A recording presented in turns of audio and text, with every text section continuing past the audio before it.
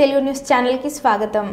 నంద్యాల జిల్లా బనగానపల్లిలో పట్టణంలో సిపిఐ ఆధ్వర్యంలో తహసీల్దార్ కార్యాలయం దగ్గర అర్జీలు సమర్పించిన కార్యక్రమంలో సిపిఐ జిల్లా కార్యదర్శి ఎన్ రంగనాయుడు, జిల్లా కార్యవర్గ సభ్యులు పి సుంకయ్య, మండల కార్యదర్శి ఏ సుబ్బారెడ్డి, ఎన్కే రామ్మోహన్, చేతి వృత్తిదారుల సమైక్య నాయకులు శివనాగయ్య, రైతు సంఘం నాయకులు, ఇమాంలు పాల్గొన్నారు.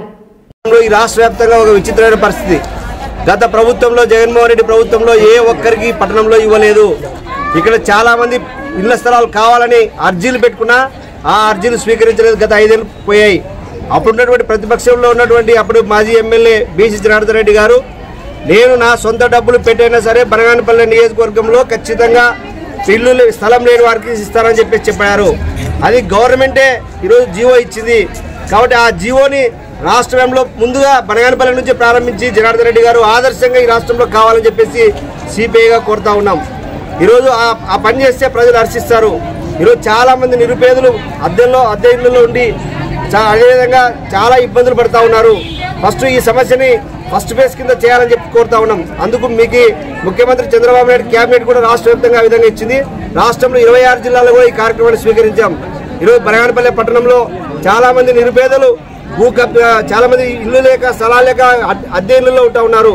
అదేవిధంగా ఈరోజు గతంలో అధికారంలో ఉన్నటువంటి వాళ్ళందరూ కూడా ప్రభుత్వ భూముల్ని విచ్చలవిడిగా భూ కబ్జాలు చేసి ఎకరాలు ఆక్రమించుకున్నారు. వాళ్ళ భూములన్నీ కూడా ప్రభుత్వం ఆధీనం చేసుకుని అది నివాసాలకు యోగ్యమైనటువంటి స్థలాలు చూపించాలి. ఎక్కడ ఊర్లకి దూరంగానో అక్కడ కాకుండా పట్టణ ప్రాంతానికి సుదూరంగా దగ్గరగా ఉండే విధంగా చేయాలని చెప్పేసి కోరుతా ఉన్నాం.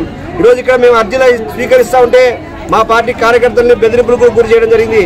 మేము ప్రభుత్వానికి వ్యతిరేకంగా కాదు, ప్రభుత్వం ఇచ్చినటువంటి ముఖ్యమంత్రి గారు ఇచ్చినటువంటి హామీని అమలు చేయమని అర్జీలు స్వీకరిస్తాం. స్వచ్ఛందంగా వాళ్ళ ఇళ్ల దగ్గర పోయి ఎవరైతే నిరుపేదలు ఉన్నారో ఆ నిరుపేదలకు అర్జీలు పెట్టిస్తా ఉన్నాం. ఈ బనగానపల్లి పట్టణంలో దాదాపు 600 నుంచి 700 మంది సమీకరించి సచివాలయాలు, తహసీల్దార్ కార్యాలయం కూడా ఇవ్వడం జరిగింది. కాబట్టి మేము కూడా మీ అభివృద్ధికి సహకరిస్తాం. అభివృద్ధి అంటే ఖచ్చితంగా కూడు గూడు గుడ్డ ఈరోజు మీ ప్రభుత్వం చెప్పినటువంటిదే. కాబట్టి దాన్ని వెంటనే అమలు చేయాలని చెప్పేసి ఈరోజు కోరుతా ఉన్నాం.